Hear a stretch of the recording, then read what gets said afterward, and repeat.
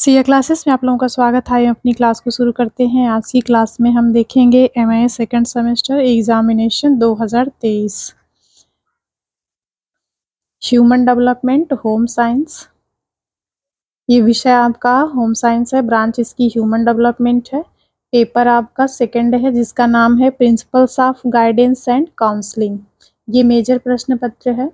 तो आज की क्लास में हम 2023 में जो second semester home science human development का पेपर सेकंड का जो पेपर हुआ था उसको देखेंगे और उसमें कौन से ऑप्शन दिए हुए हैं और कौन सा करेक्ट है। एक प्रकार से ये सॉल्व पेपर है, उसको हम देखेंगे। मेरे पास जो सीरीज है वो बुकलेट सीरीज सी है। चलिए देख लेते हैं किस टाइप के प्रश्न इसमें पूछे गए थे। समय इसमें 2 घंटे का दिया गया था और जो इसमें अंक निर्धारित किया गया था 75 अंक निर्धारित किया गया था और इसमें जो क्वेश्चन की संख्या है वो भी 75 थी। एक प्रश्न का उत्तर सही देने पर 1 नंबर और 75 प्रश्नों का सही उत्तर देने पर 75 अंक निर्धारित किया गया है। चलिए देख लेते हैं किस टाइप के प्रश्न इसमें पूछे गए हैं। यहाँ पे बच्चों को अनुक्रमांक अंकों में लिखना है, यहाँ पे शब्दों में लिखना है और यहाँ पे इनरोलमेंट नंबर पंजीकरण जो संख्या होती है वो लिखना है, कॉलेज का नाम लिखना है, यहाँ पे सिग्नेचर करना है। यहाँ पे कक्ष निरीक्षक का सिग्नेचर रहेगा, बच्चों का नहीं रहेगा। यहाँ पे कुछ निर्देश दिया हुआ है, आप लोग एग्जामिनेशन हॉल में इसको देख लेंगे। पहला प्रश्न देख लेते हैं। अभियोग्यता व्यक्ति की वह वर्तमान स्थिति है जो उसकी भावी क्षमताओं को दर्शाती है। ऑप्शन ए है हरलॉक, ऑप्शन बी है आर्थर टैक्सलर, ऑप्शन सी है फ्रायड, ऑप्शन डी है पावलॉक। इसमें जो आपका सही उत्तर होगा, ये परिभाषा किसकी है, तो ये आर्थर टैक्सलर की है, इसलिए सेकंड या बी ऑप्शन आपका करेक्ट हो जाएगा। अगला प्रश्न है लिपिक कार्य की अभियोग्यता के अंतर्गत सम्मिलित है।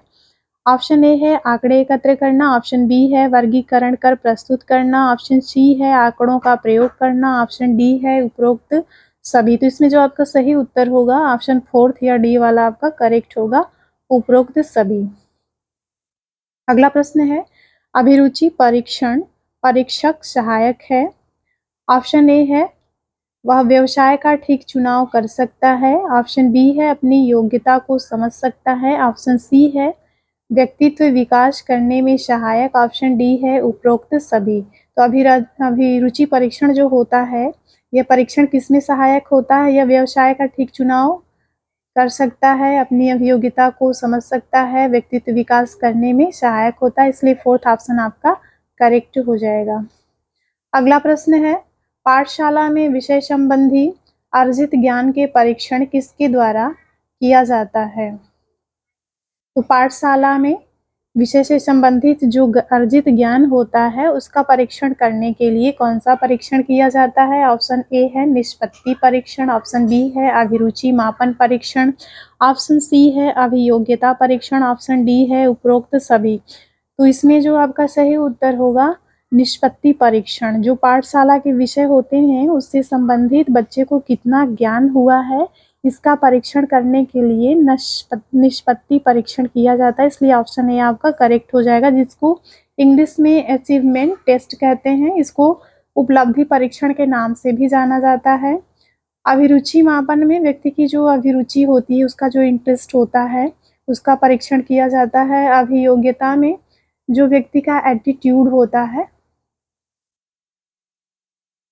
उसका टेस्ट किया जाता है। तो इसलिए जो विषय संबंधित अर्जित ज्ञान का परीक्षण करने के लिए जिस परीक्षण का उपयोग करते हैं उसका नाम निष्पत्ति परीक्षण है या फिर उपलब्धि परीक्षण है या फिर अचीवमेंट टेस्ट के नाम से जाना जाता है, इसलिए फर्स्ट ऑप्शन आपका करेक्ट हो जाएगा।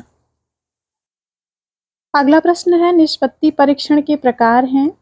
ऑप्शन ए है मौखिक परीक्षा, ऑप्शन बी है क्रियात्मक परीक्षण, ऑप्शन सी है निबंधात्मक परीक्षण, ऑप्शन डी है उपरोक्त परीक्षण।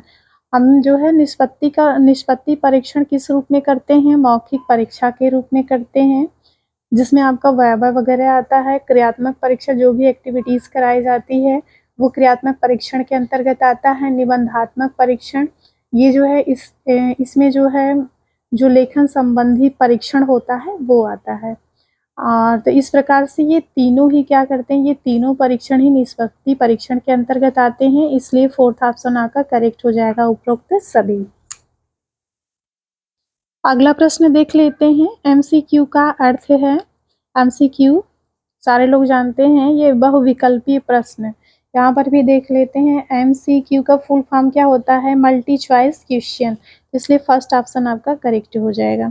अगला प्रश्न है, फ्रायड के अनुसार व्यक्तित्व के 3 अंग हैं। फ्रायड ने व्यक्तित्व के कितने अंग बताए हैं? 3 अंग। कौन कौन से हैं? इदम, अहम और नैतिक अहम, जिसको इंग्लिश में हम क्या कहते हैं? इड, ईगो और सुपर ईगो। इसलिए फोर्थ ऑप्शन आपका करेक्ट हो जाएगा। फ्रायड ने व्यक्तित्व के 3 अंग बताए हैं, कौन कौन से? इड, ईगो और सुपर ईगो, इदम, अहम और नैतिक अहम। इसलिए ये जो फर्स्ट, सेकंड और थर्ड ऑप्शन है ये आपके नहीं होंगे, फोर्थ ऑप्शन आपका करेक्ट हो जाएगा। अगला प्रश्न है, विकास एक प्रक्रिया है जो रहती है। अगला प्रश्न है, विकास एक प्रक्रिया है जो रहती है। ऑप्शन ए है अल्पकालिक, ऑप्शन बी है निरंतरता, ऑप्शन सी है जीवन पर्यंत, ऑप्शन डी है उपरोक्त सभी। तो इसमें जो आपका करेक्ट ऑप्शन हो जाएगा, थर्ड ऑप्शन आपका करेक्ट हो जाएगा। विकास प्रक्रिया है, ये कब तक रहती है? जीवन पर्यंत रहती है, इसलिए थर्ड ऑप्शन आपका करेक्ट हो जाएगा। अगला प्रश्न है, लय संबंधी योग्यता किस अभियोग्यता के लिए आवश्यक है? जो लय संबंधी योग्यता होती है किस अभियोग्यता के लिए आवश्यक है? ऑप्शन ए है यांत्रिक अभियोग्यता, ऑप्शन बी है संगीत अभियोग्यता, ऑप्शन सी है लिपिक कार्य, ऑप्शन डी है उपरोक्त सभी। तो लय संबंधी जो योग्यता होती है ये किसके लिए जरूरी होती है? संगीत अभियोग्यता के लिए, इसलिए सेकंड ऑप्शन आपका करेक्ट हो जाएगा। अगला प्रश्न है, निर्देशन एवं परामर्श की सफलता निर्भर करती है। निर्देशन एवं परामर्श की सफलता किस पे निर्भर करती है? ऑप्शन को देख लेते हैं। पहला है व्यक्ति अध्ययन, दूसरा है बातचीत, तीसरा है वातावरण, चौथा है उपरोक्त सभी। तो निर्देशन एवं परामर्श की सफलता किस पे निर्भर करती है? व्यक्ति अध्ययन पर भी निर्भर करती है, बातचीत पर भी निर्भर करती है, वातावरण पर भी निर्भर करती है, इसलिए फोर्थ ऑप्शन आपका करेक्ट हो जाएगा, उपरोक्त सभी। अगला प्रश्न है, निर्देशन एवं परामर्श के क्षेत्र में आने वाली समस्याएं हैं। पहला ऑप्शन है अध्यापकों पर अधिक भार, दूसरा है साधनों की कमी, तीसरा है व्यावसायिक पाठ्यक्रमों का अभाव, चौथा है उपरोक्त सभी। तो इसमें जो करेक्ट ऑप्शन आपका हो जाएगा, फोर्थ वाला सही हो जाएगा, उपरोक्त सभी। निर्देशन एवं परामर्श के क्षेत्र में ये सभी समस्याएं आती हैं, जिसमें अध्यापकों पर अधिक भार हो गया, साधनों की कमी होगी, व्यावसायिक पाठ्यक्रमों का अभाव हो गया। अगला प्रश्न है, समस्या को हल करने के लिए आवश्यकता है। ऑप्शन फर्स्ट है अपरिपक्व व्यक्ति की, ऑप्शन सेकंड है अनुभवशील व्यक्ति की, ऑप्शन थर्ड है अनुभवहीन व्यक्ति की, ऑप्शन फोर्थ है उपरोक्त सभी। तो समस्या को हल करने के लिए किसकी आवश्यकता होती है? अनुभवशील व्यक्ति की, इसलिए सेकंड ऑप्शन आपका करेक्ट हो जाएगा। अगला प्रश्न है, निर्देशन की आवश्यकता है व्यक्ति के, ऑप्शन है शारीरिक विकास, मानसिक विकास, सर्वांगीण विकास, उपरोक्त में से कोई नहीं। तो निर्देशन की आवश्यकता व्यक्ति के किस लिए होती है? सर्वांगीण विकास के लिए होती है, इसलिए आपका थर्ड ऑप्शन करेक्ट हो जाएगा। अगला प्रश्न है, मनुष्य एक प्राणी है। ऑप्शन 1 है सामाजिक, ऑप्शन 2 है बुद्धिमान, ऑप्शन 3 है विवेकशील, ऑप्शन 4 है उपरोक्त सभी। इसमें जो मनुष्य है वो किस तरह का प्राणी है? वो सामाजिक प्राणी भी है, बुद्धिमान प्राणी भी है और विवेकशील प्राणी भी है, इसलिए फोर्थ ऑप्शन आपका करेक्ट हो जाएगा, उपरोक्त सभी। अगला प्रश्न है, निर्देशन के आधार पर ही व्यक्ति को अपनी, ऑप्शन 1 है निहित क्षमताओं का उचित प्रयोग, ऑप्शन बी है मदद मांगता है, ऑप्शन सी है कमजोरी का ज्ञान होता है, ऑप्शन डी है उपरोक्त में से कोई नहीं। तो निर्देशन के आधार पर ही व्यक्ति को अपनी निहित क्षमताओं का उचित प्रयोग कर पाता है, इसलिए फर्स्ट ऑप्शन आपका करेक्ट हो जाएगा। निर्देशन के आधार पर ही व्यक्ति अपने अंदर जो निहित क्षमताएं होती हैं उसका प्रयोग कर पाता है, इसलिए फर्स्ट ऑप्शन आपका करेक्ट हो जाएगा। ऑप्शन हम ये 1 2 3 4 ऐसे भी करके कर रहे हैं, लेकिन ज़्यादा सुटेबल होता है ABCD करके, तो आप इसको समझ जाइएगा। अगला प्रश्न है, हर व्यक्ति एक दूसरे से, ऑप्शन ए है भिन्न है, ऑप्शन बी है समान है, ऑप्शन सी है एकदम एक जैसे हैं, ऑप्शन डी है उपरोक्त सभी। तो प्रत्येक व्यक्ति एक दूसरे से क्या होता है? भिन्न होता है, इसलिए फर्स्ट ऑप्शन आपका करेक्ट हो जाएगा। अगला प्रश्न है परामर्श का उद्देश्य है।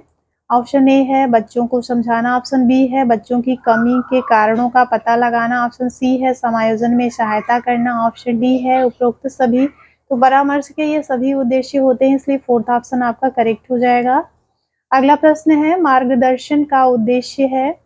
ऑप्शन ए है दृष्टिकोण बेहतर करना, ऑप्शन बी है अनुकूलता का विकास करना, ऑप्शन सी है समस्याओं को पहचानना, ऑप्शन डी है उपरोक्त सभी। तो इसमें जो आपका करेक्ट ऑप्शन हो जाएगा, करेक्ट ऑप्शन आपका ऑप्शन डी हो जाएगा, उपरोक्त सभी मार्गदर्शन के उद्देश्य होते हैं। मार्गदर्शन का उद्देश्य होता है दृष्टिकोण को बेहतर करना, अनुकूलता का विकास करना और समस्याओं को पहचानना, इसलिए फोर्थ ऑप्शन आपका करेक्ट हो जाएगा। अगला प्रश्न है निर्देशन एक प्रक्रिया है जिसकी प्रकृति है। तो निर्देशन की जो प्रकृति होती है वो कैसी होती है? ऑप्शन ए है निरंतरता, ऑप्शन बी है अस्थिरता, ऑप्शन सी है क्षणभंगुरता, ऑप्शन डी है उपरोक्त सभी। तो निर्देशन एक प्रक्रिया है जिसकी प्रकृति कैसी होती है, ये निरंतरता वाली होती है, इसलिए फर्स्ट ऑप्शन आपका करेक्ट हो जाएगा, क्योंकि जीवन में किसी न किसी मोड़ पे प्रत्येक व्यक्ति को निर्देशन की आवश्यकता पड़ती है, इसलिए ये क्या होती है, निरंतर प्रक्रिया है। अगला प्रश्न है कौन सा कथन गलत है निर्देशन के संबंध में? इसे पूछा गया है कि कौन सा ऐसा कथन है जो निर्देशन के संबंध में गलत है। ऑप्शन ए है खुद को समायोजित करने में मदद, ऑप्शन बी है व्यक्ति के विकास में मदद, ये भी सही है, खुद को समायोजित करने में निर्देशन सहायक होता है और व्यक्ति के विकास में भी निर्देशन सहायक होता है। केवल अन्य के प्रयास से मदद, तो ये मतलब ये निगेटिव वर्ड है, केवल अन्य के प्रयास से इसमें मदद नहीं होती है, इसमें व्यक्ति को खुद भी प्रयास करना पड़ता है, दूसरों को भी सहायता देनी पड़ती है, इसलिए थर्ड ऑप्शन आपका करेक्ट हो जाएगा, क्योंकि इसमें निगेटिव पूछा है। व्यक्ति अपने स्वयं का विकास करता है, निर्देशन के द्वारा व्यक्ति स्वयं का विकास करता है, तो ये भी पॉजिटिव है, ये भी पॉजिटिव है और ये भी पॉजिटिव है, बल्कि कौन सा निगेटिव है, केवल अन्य के प्रयास से मदद, ये आपका निगेटिव है और प्रश्न में निगेटिव पूछा गया है, निगेटिव आंसर आपका केवल अन्य के प्रयास से मदद है, इसलिए थर्ड ऑप्शन आपका करेक्ट हो जाएगा।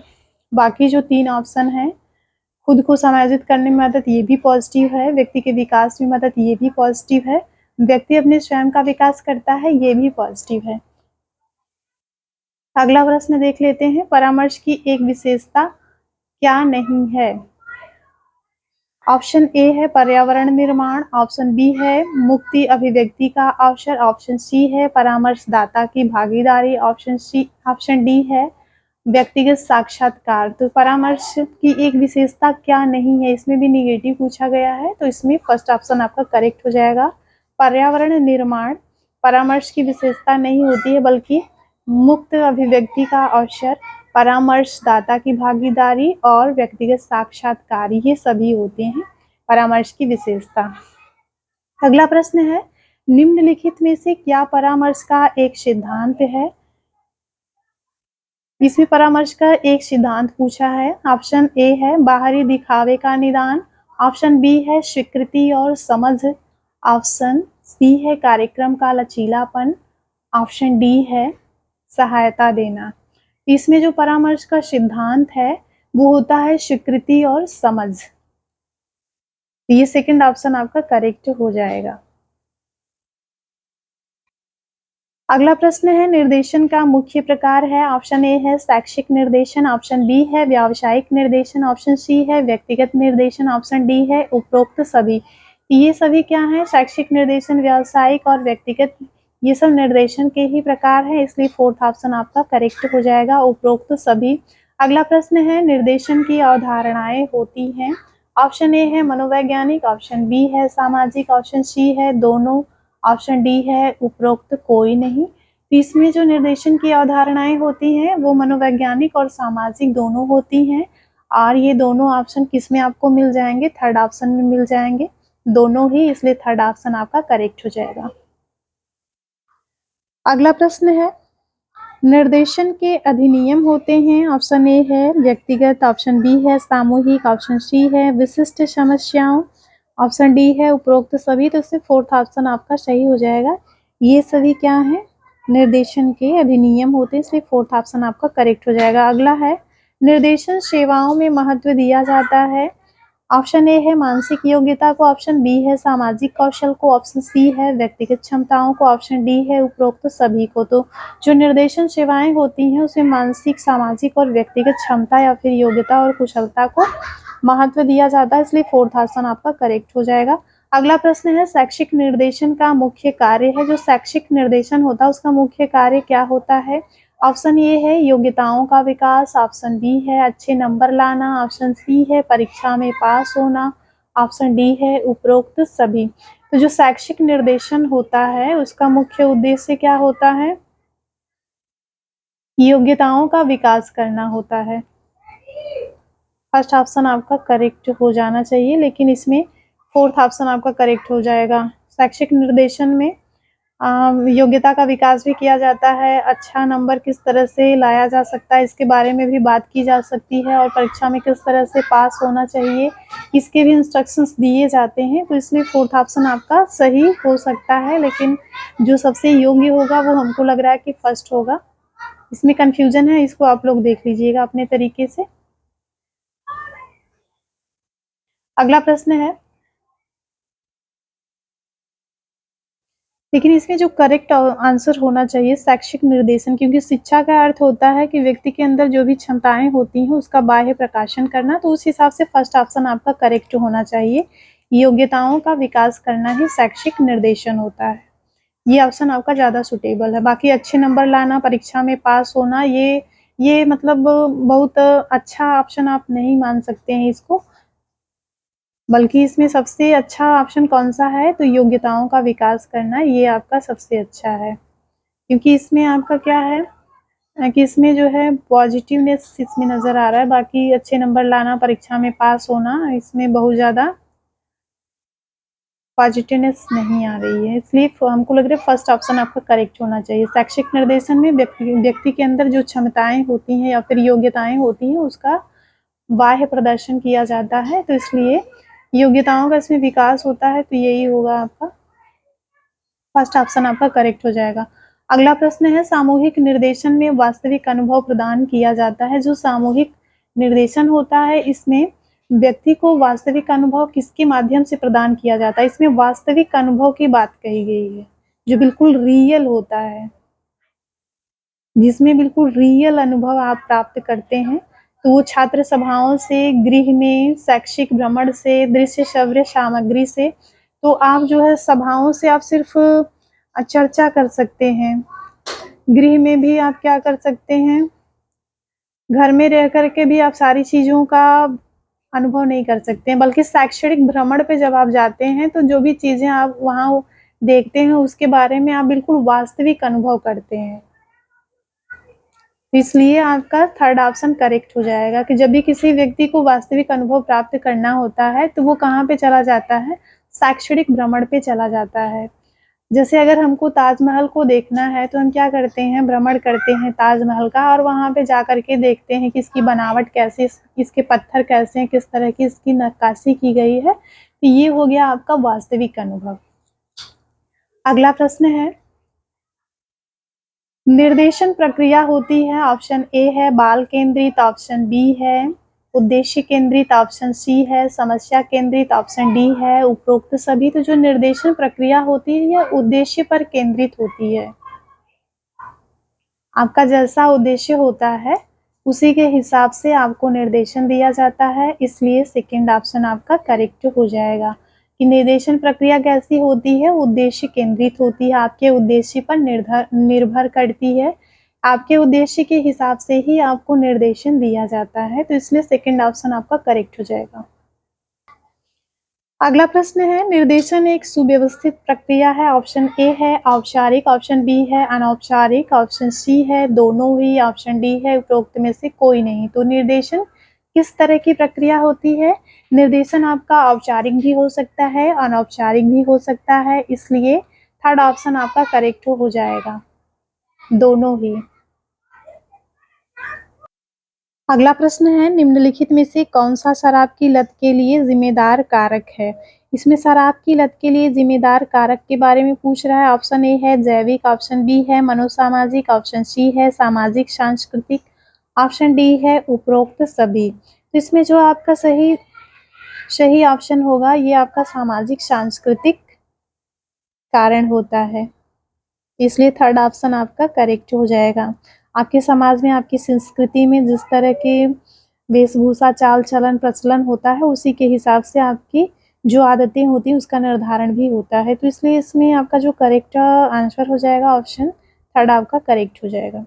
अगला प्रश्न है एनोरेक्सिया नर्वोसा क्या है? तो एनोरेक्सिया नर्वोसा एक तरह का विकार होता है जो किससे संबंधित होता है, इसमें ऑप्शन के थ्रू देखेंगे। पहला है तंत्रिका तंत्र में रुकावट, ऑप्शन बी है नींद संबंधी विकार, ऑप्शन सी है भोजन विकार, ऑप्शन डी है शारीरिक विकलांगता।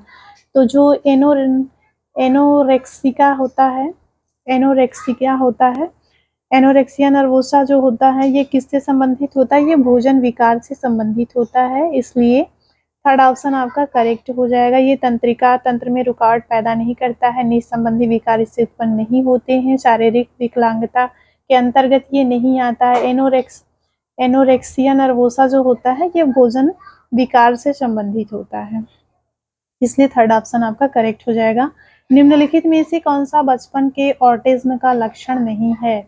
इसमें जो है बचपन के ऑटिज्म का लक्षण नहीं है पूछा है, बाकी इसमें 3 होंगे और 1 नहीं होगा, इस चीज को ध्यान में रखना है। तो जो हिंसक गुस्सा होता है इसमें बच्चे बहुत क्रोधित हो जाते हैं, गुस्सा प्रकट करते हैं, चीज़ों को तोड़ना फोड़ना शुरू करते हैं और किसी व्यक्ति को नोचना शुरू कर देते हैं, काटना शुरू कर देते हैं। तो ये बचपन में ऑटिज्म के लक्षण के अंतर्गत ये वाला आता है, हिंसक गुस्सा का प्रदर्शन वो करते हैं। इसके बाद भाषा और सीखने की कमी होती है, जो ऑटिज्म से पीड़ित बच्चे होते हैं उसमें भाषा और सीखने की कमियां होती हैं, वो किसी भी चीज़ को बहुत अच्छे से नहीं बोल पाते हैं और उनके जो भाव होते हैं उसको अभिव्यक्त भी नहीं कर पाते हैं, और कोई चीज़ उनको सिखाया जाता है तो वो सीख भी नहीं पाते हैं।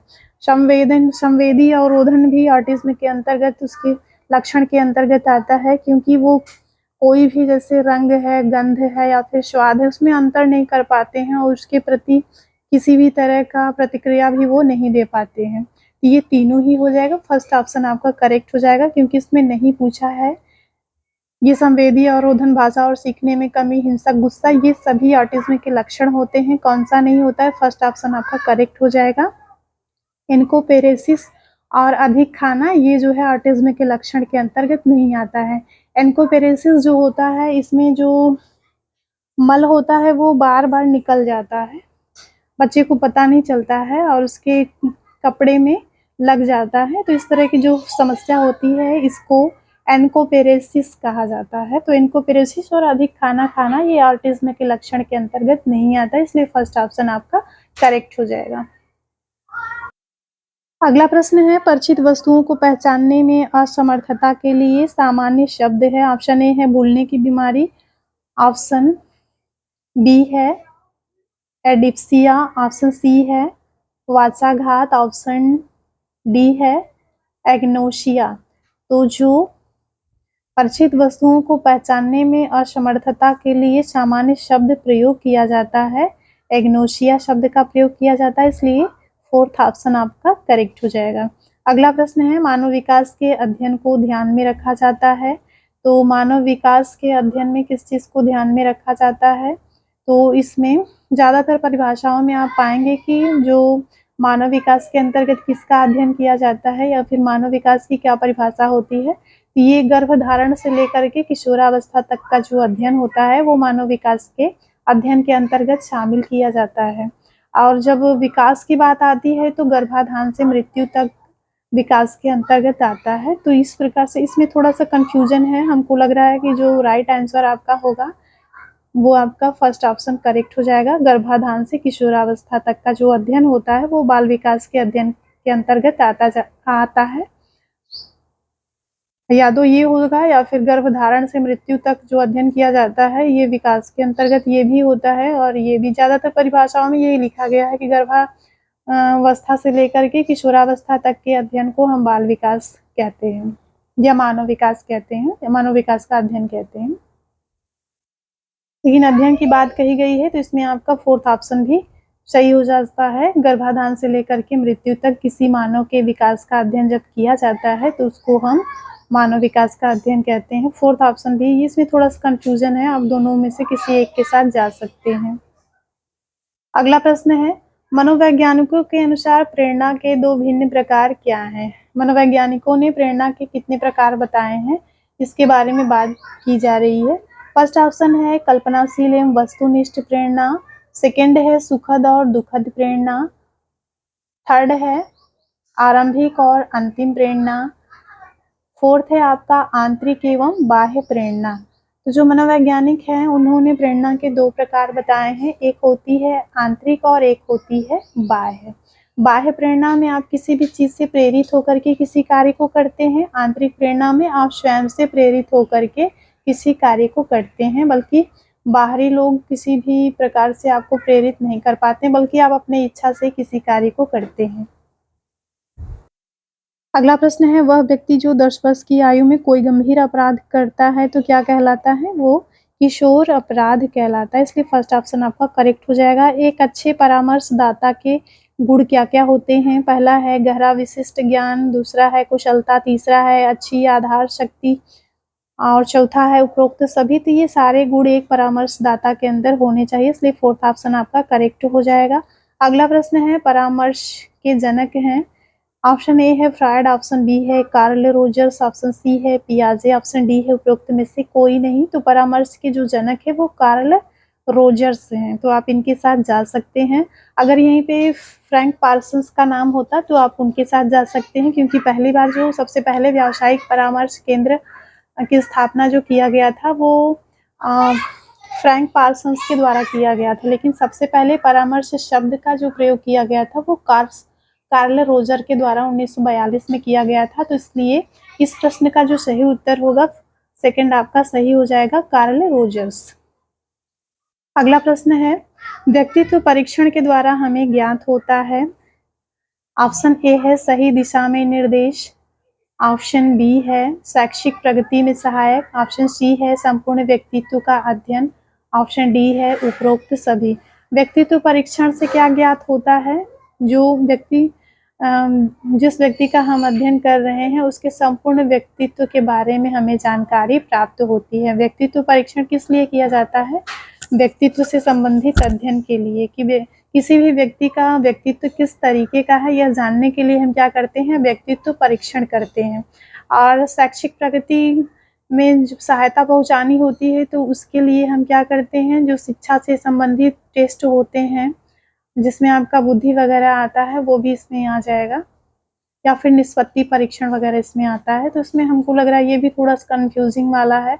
हमको लग रहा है कि थर्ड ऑप्शन आपका करेक्ट हो जाएगा, क्योंकि व्यक्तित्व परीक्षण के द्वारा हमें ज्ञात होता है संपूर्ण व्यक्ति का अध्ययन। गाइडेंस इन स्ट्राइड पे helpful in education progress, all of above. अगर ये नहीं होगा तो ऑल ऑफ एबव के साथ भी आप जा सकते हैं, उपरोक्त सभी भी आ सकता है व्यक्तित्व परीक्षण के अंतर्गत। अगर आप उपरोक्त सभी के अंतर्गत जाएंगे तो उसमें ये भी हो सकता है कि जब आप व्यक्तित्व का परीक्षण कर लेते हैं तो आपको पता चल जाता है कि व्यक्ति का इंटरेस्ट किस में है, तो आप उस दिशा में उसको निर्देशन दे सकते हैं। शैक्षिक प्रगति में सहायक, कि वह किस तरह की शिक्षा क्षेत्र में जाना चाहता है, किस तरह की शिक्षा लेना चाहता है, तो उससे संबंधित भी आप उसको निर्देशन दे सकते हैं या फिर सहायता दे सकते हैं।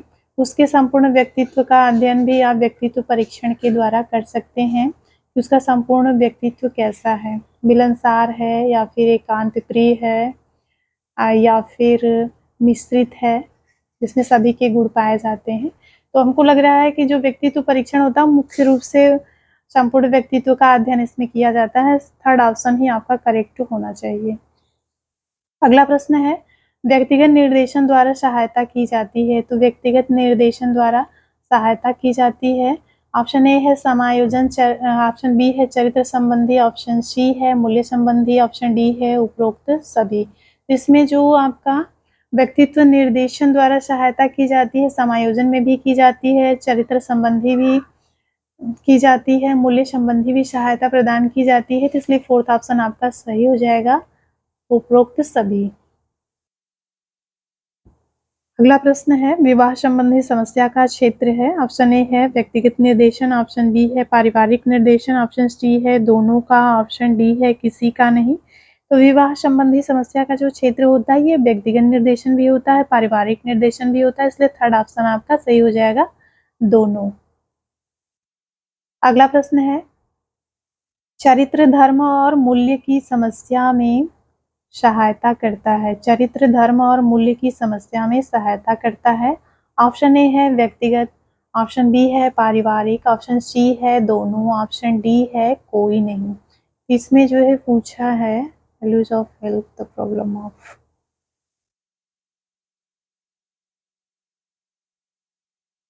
तो इसमें चरित्र, धर्म और मूल्य की समस्या जो संबंधित होती है इसमें कौन सहायता करता है। तो इसमें जो है कोई व्यक्ति विशेष भी आपकी सहायता कर सकता है, और कोई परिवार अगर है तो वो भी आपके चरित्र निर्माण में, आपके धर्म संबंधी जो भी विचारधाराएं हैं, मान्यताएं हैं उसमें, और जो भी आपके परिवार का मूल्य है उसके निर्धारण में परिवार भी आपकी सहायता कर सकता है, और कोई व्यक्ति भी आपकी सहायता कर सकता है। इसलिए थर्ड ऑप्शन आपका करेक्ट हो जाएगा कि आपका चरित्र कैसा होना चाहिए, ये आपका परिवार भी आपके चरित्र निर्माण में कोई व्यक्ति भी आपकी सहायता कर सकता है और परिवार भी कर सकता है। धर्म के निर्माण में धर्म संबंधी जो भी मान्यताएं होती हैं, विचारधाराएं होती हैं, इसमें व्यक्ति भी आपकी सहायता करता है, परिवार भी करता है। और आप किस तरह के मूल्यों का निर्धारण करेंगे या फिर आपको किन किन मूल्यों को अपनाना चाहिए, इसमें आपकी व्यक्ति भी सहायता करता है और आपका परिवार भी सहायता करता है। इसलिए थर्ड ऑप्शन आपका करेक्ट हो जाएगा।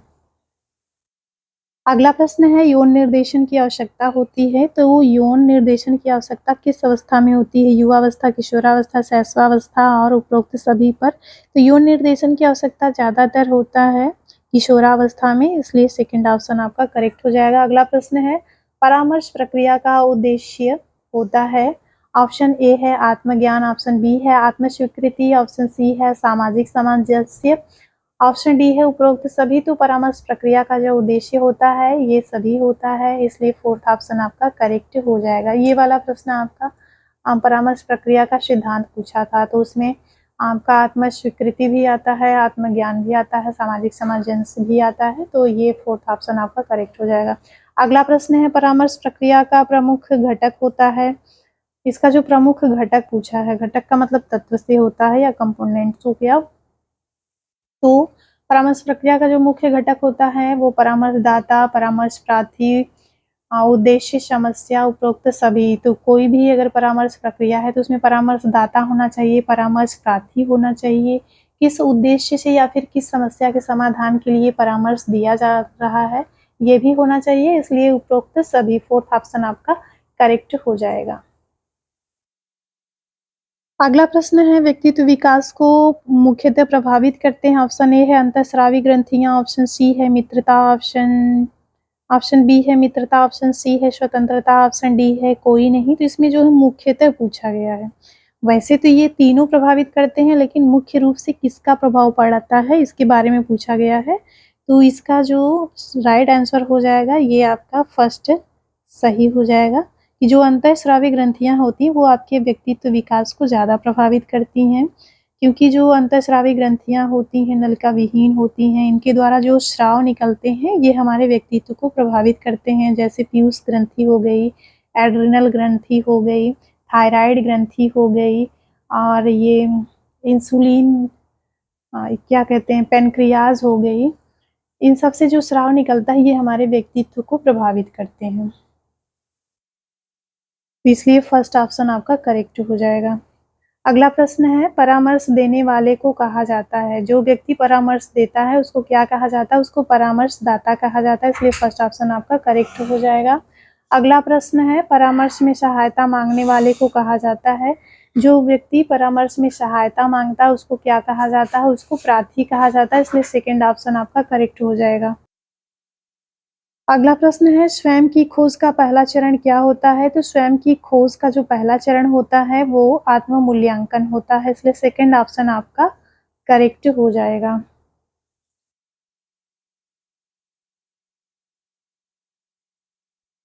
अगला प्रश्न है विशेष आबादी का उल्लेख है। इसमें पूछा गया है कि इसमें से कौन सा ऐसा समूह है जो विशेष आबादी का उल्लेख करता है। ऑप्शन ए है अमीर लोगों का एक समूह, ऑप्शन बी है वंचित व्यक्तियों का एक समूह, ऑप्शन सी है हाशिए पर छोटे बच्चों का एक समूह, ऑप्शन डी है जनजातियों का एक समूह। तो इसमें विशेष आबादी के अंतर्गत जो समूह आता है वो वंचित व्यक्तियों का समूह होता है, जो कि इंडिविजुअल्स होते हैं।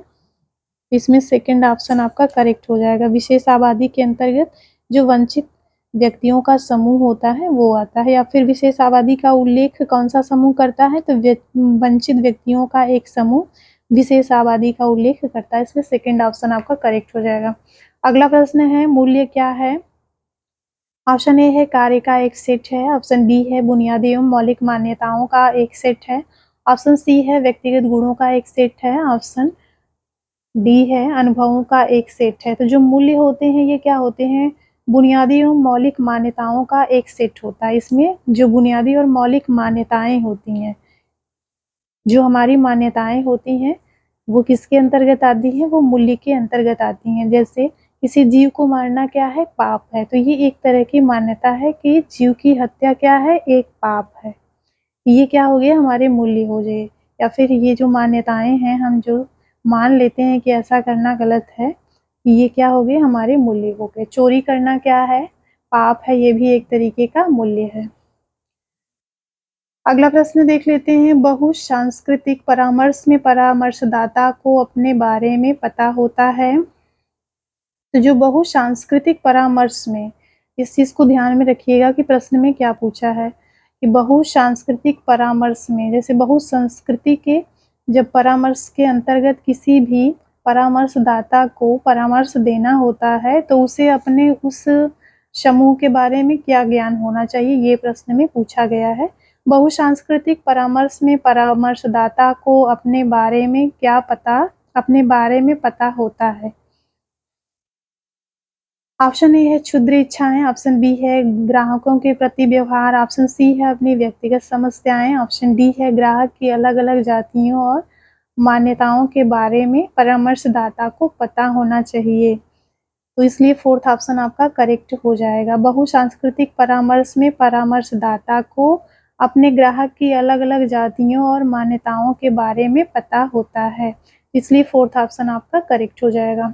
अगला प्रश्न है बाल निर्देशन की आवश्यकता बढ़ने का कारण है। तो बाल निर्देशन की आवश्यकता बढ़ने का कारण कौन कौन सा है, इसमें पहला है परिवार का विघटन, दूसरा है न्यूक्लियर परिवार, तीसरा है दोहरी कमाई और चौथा है उपरोक्त सभी। तो इसलिए फोर्थ ऑप्शन आपका करेक्ट हो जाएगा, ये सभी है। अगला प्रश्न है किशोरावस्था एक तूफान एवं तनाव की अवस्था है, ये परिभाषा किसकी है, तो ये जी स्टेनले हाल की परिभाषा है, इसलिए सेकंड ऑप्शन आपका करेक्ट हो जाएगा। ये ज़्यादातर सभी परीक्षाओं में पूछा जाता है, जैसे सी टेट हो गया, यूपी टेट हो गया, सुपर टेट हो गया। तो इस तरह की जो भी पीआरटी की परीक्षाएं होती है उसमें ज़्यादातर ये परिभाषा पूछी जाती है। अगला प्रश्न है किशोरावस्था में परामर्श देने के लिए उपयुक्त साधन है। ऑप्शन ए है व्यक्तिगत परामर्श, ऑप्शन बी है सामूहिक परामर्श, ऑप्शन सी है साक्षात्कार, ऑप्शन डी है उपरोक्त सभी। तो किशोरावस्था में ये सभी साधन उपयुक्त होते हैं। आप किसी किशोर को व्यक्तिगत रूप से भी परामर्श दे सकते हैं, किशोरों को सामूहिक रूप से भी दे सकते हैं और साक्षात्कार के माध्यम से भी दे सकते हैं। इसलिए ये तीनों ऑप्शन आपका करेक्ट है, इसलिए फोर्थ ऑप्शन आपका करेक्ट हो जाएगा। अगला प्रश्न है प्रौढ़ावस्था का आरंभ होता है। तो जो प्रौढ़ावस्था होती है इसका आरंभ 18 वर्ष से लेकर के 30 वर्ष के बीच में होता है ऑप्शन के अकॉर्डिंग। तो फर्स्ट ऑप्शन आपका करेक्ट हो जाएगा। विवाह विच्छेद परिणाम है वैवाहिक। तो जो विवाह विच्छेद है ये किसका परिणाम होता है, तो ये वैवाहिक असमायोजन का परिणाम होता है। जब हम वैवाहिक समायोजन नहीं कर पाते हैं तो उसके कारण ही विवाह विच्छेद हो जाता है। ये थर्ड ऑप्शन आपका करेक्ट हो जाएगा। अगला प्रश्न है वृद्धावस्था में मानसिक विकृति के कारण है जैविक, मनोसामाजिक, सामाजिक, सांस्कृतिक, उपरोक्त सभी। तो वृद्धावस्था में जो मानसिक विकृति उत्पन्न हो जाती है ये जैविक कारण भी होता है, मनोसामाजिक कारण भी होता है, सामाजिक सांस्कृतिक कारण भी होता है, इसलिए फोर्थ ऑप्शन आपका करेक्ट हो जाएगा। अगला प्रश्न है वृद्धावस्था की प्रमुख समस्या है, तो जो वृद्धावस्था की प्रमुख समस्या है वो कौन-कौन सी होती है?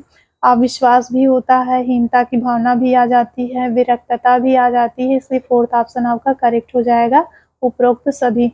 अगला प्रश्न है वृद्धावस्था में परामर्श का मुख्य उद्देश्य होता है। वृद्धावस्था में जो परामर्श दिया जाता है उसका मुख्य उद्देश्य होता है सोच में परिवर्तन लाना, समायोजन, उपरोक्त दोनों, कोई नहीं। तो इसमें जो करेक्ट ऑप्शन आपका हो जाएगा सोच में परिवर्तन लाना और समायोजन में सहायता पहुंचाना। ये वृद्धावस्था में जो परामर्श दिया जाता है उसका मुख्य उद्देश्य होता है, इसलिए थर्ड ऑप्शन आपका करेक्ट हो जाएगा क्योंकि थर्ड में ये दोनों ऑप्शन आपके आ जाएंगे। अगला प्रश्न है वृद्धावस्था में समय रहता है, तो वृद्धावस्था में कैसा समय रहता है? वृद्धि का रहता है, अवकाश का रहता है, विकास का रहता है, उपरोक्त सभी का रहता है। तो वृद्धावस्था में समय रहता है तो ये अवकाश का समय रहता है, सेकेंड ऑप्शन आपका सही हो जाएगा। अगला प्रश्न है विकलांगों की शिक्षा संबंधी समस्याओं के सुधार हेतु मुख्य साधन है। ऑप्शन ए है समन्वित शिक्षा का प्रावधान, ऑप्शन बी है विशेष विद्यालय, ऑप्शन सी है सामान्य विद्यालय में विशेष कक्षाएं, ऑप्शन डी है उपरोक्त सभी। तो जो विकलांग बच्चों की शिक्षा संबंधी जो समस्याएं होती हैं उसके सुधार के लिए समन्वित शिक्षा का प्रावधान भी किया जा सकता है। इसमें सामान्य और असामान्य बच्चों को एक साथ आप शिक्षा दे सकते हैं और इसके साथ ही जो विशिष्ट विकलांग जिनकी विकलांगता अधिक मात्रा में होती है उनको आप विशेष विद्यालय में शिक्षा प्रदान कर सकते हैं जो कि स्पेशली विकलांग बालकों के लिए होता है। और सामान्य विद्यालय में विशेष कक्षाओं के द्वारा भी जो विशिष्ट आवश्यकता वाले बालक हैं उनके लिए विशेष कक्षाएं अगर आप सामान्य विद्यालय में उपलब्ध करा पाते हैं तो इसके माध्यम से भी आप जो शिक्षा संबंधी सुधार होते हैं विकलांगों की शिक्षा संबंधी सुधार, तो उसके समाधान में ये तीनों चीजें आपकी सहायक होती हैं, तो इसलिए फोर्थ ऑप्शन आपका करेक्ट हो जाएगा। अगला प्रश्न है प्रतिभाशाली बालकों की बुद्धि लब्धि होती है, तो जो प्रतिभाशाली बालक होते हैं उनकी बुद्धि लब्धि 130 से ऊपर होती है, इसलिए थर्ड ऑप्शन आपका करेक्ट हो जाएगा।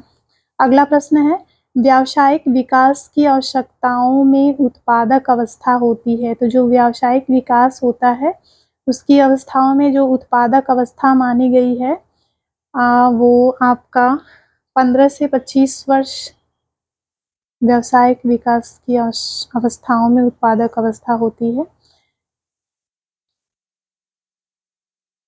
तो इसमें आपका 15 से 25 वर्ष है।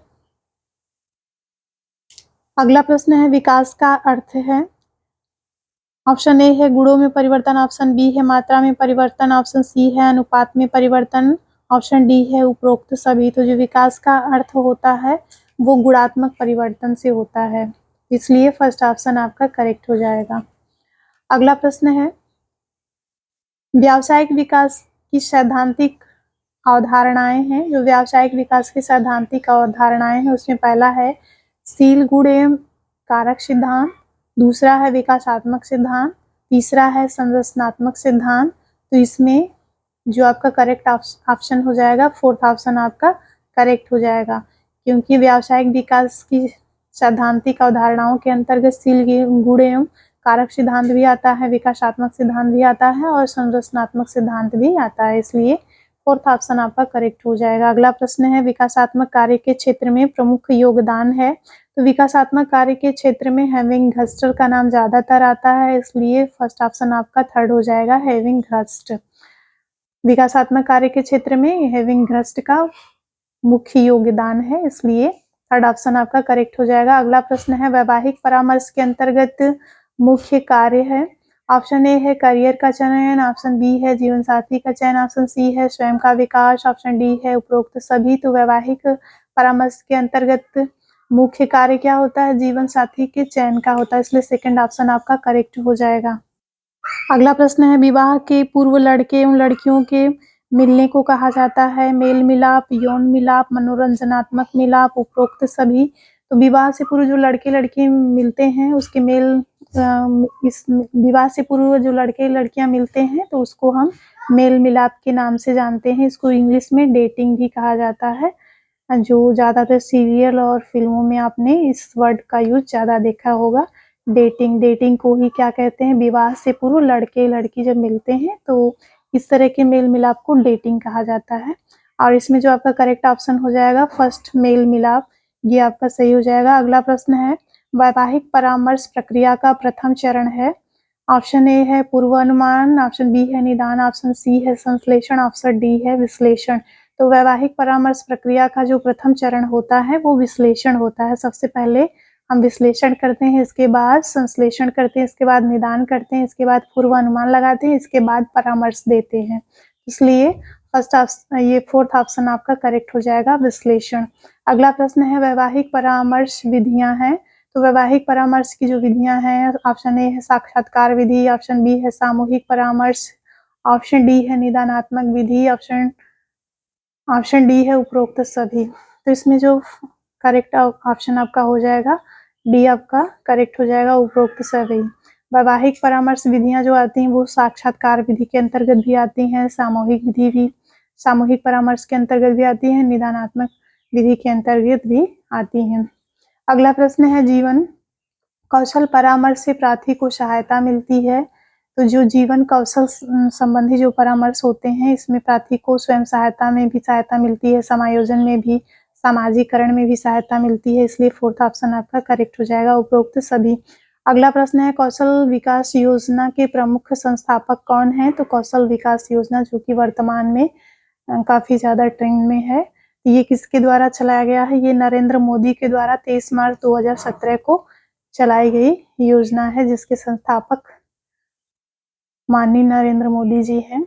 अगला प्रश्न है बुद्धि लब्धि यदि 50 से 70 के बीच में रहेगी तो आप उसे क्या कहेंगे। मंद बुद्धि, मूर्ख, मूढ़, कोई नहीं, तो आप उसको मूर्ख कहेंगे, इसलिए सेकंड ऑप्शन आपका करेक्ट हो जाएगा। क्लास यहीं पे समाप्त होती है।